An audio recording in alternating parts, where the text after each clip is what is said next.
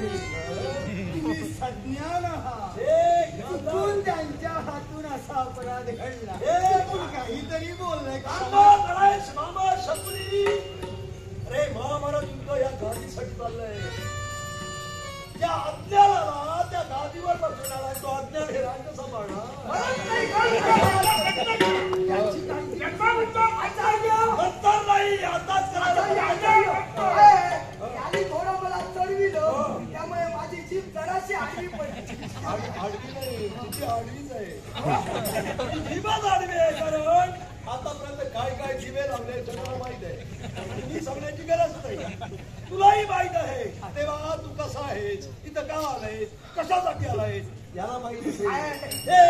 हे तुझे पाहुणे बिवणे पण मी तुला कोण ओळखतोय. या मामाच्या अक्षतेपणी विषारी नाचतोय. पांढऱ्या गाडीकडे पाहिलं आणि त्यांना वाटलं तुमचं वय झालं. पराक्रम झाले त्यांना सुद्धा माहित इंद्र जयेंद्र अजून माझी पाठीची कमान झाली नाही. अजून शतयोजने असणारी पक्षावर अजून बाण सोडतो आणि ही शेवटी मी शिकविलेली आहे.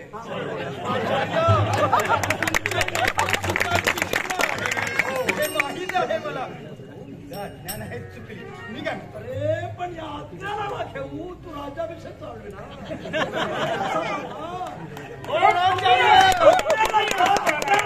टाकलं बरं आहे. राज्य कसं चालवावं आणि युद्ध कसं करावं यात फरक आहे. राज्य कसं चालवावं हे मला चांगलं माहित आहे. बरोबर.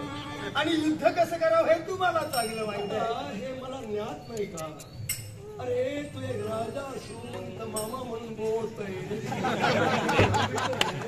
काय काय तुझ्या विष भरलंय ही गोष्ट लक्षात ठेव. तुझ्यासाठी सांगतो. जगात कुणी गवळी असल्या लंगडं जनावर तो आपल्या काळपात ठेवत नाही. का माहित आहे. ते लंगडं जनावर सगळं लंगडं करत.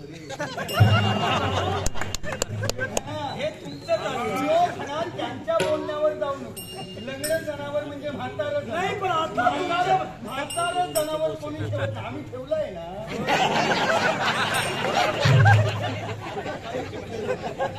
म्हातारं जनावर ठेवतात पण म्हातारं जनावर हे सुजाण असतं.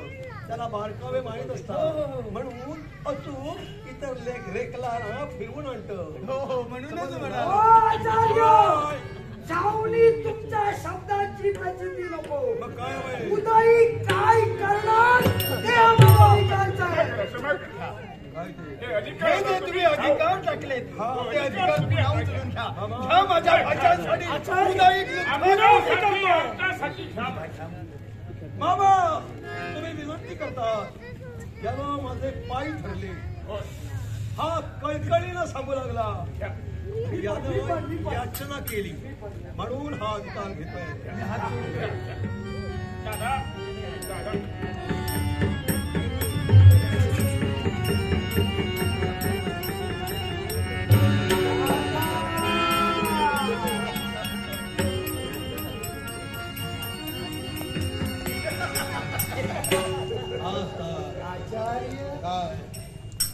टाकलेले अधिकार तुम्ही पुन्हा उचलून घेतले. म्हटल्यानंतर टाकलेली तुम्ही अधिकार मी जरूर घेतले. तुम्ही विनंती केला त्याला पाय धरले त्याला क्षमा मागितली म्हणून तो अधिकार मी घेतलाय. आम्ही विनंती करू पाय धरू. तुम्हाला करायचं हवं. तुम्हाला तुम्ही आमचा नीती बदलत नाही. बोलू नका. सत्याचं वासही घेणार नाही. आचार्य टाकलेले अधिकार तुम्ही घेतले. टाकलेली थुंकी तुम्ही पुन्हा उचलले. याचा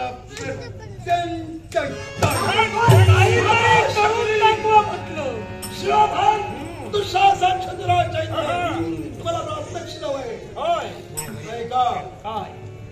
या गुरु द्रोणाचार्याच्या चालविणारी प्रतिज्ञा गुरु द्रोणाचार्य अक्षावणी प्रतिज्ञा करतोय. उद्या गुरुच्या समाभूमीवर आम्ही त्या चक्रव्यूहाची रचना करी. कोटी सैन्याला धूळ चाली एक तरी पांडवी घरातली पाडीलाच पाडी आणि असं घडलं नसेल तर धर्माला जिवंत पकडू शिवधरा आपल्या स्वागत करी आणि आचार्य प्रतिज्ञा केली मोठा दिमाखानं प्रतिज्ञा केली प्रतिज्ञा ऐकली आम्ही बरं वाटलं पण आचार्य असं घडलं नसेल तर प्रतिज्ञेला प्रमाण काहीतरी असेल नुसत्या प्रतिज्ञेला महत्व नाही म्हणून तुम्हाला प्रमाण हवंय उद्या गुरुच्या समारंभाला वेद चक्रवर्ती रचना काही कोटी सजाला धूम चालली आहे तरी पांडवी घरातील पाडे त्यापेक्षा धर्माला जिवंत पकडून शिवधराच्या स्वाधीन करीन असं घडलं नसेल तर बाल विधवा रजस्वला राणी चौधरी जन्म घेण्याचा महादोष गुरुद्रोणाच्या मध्ये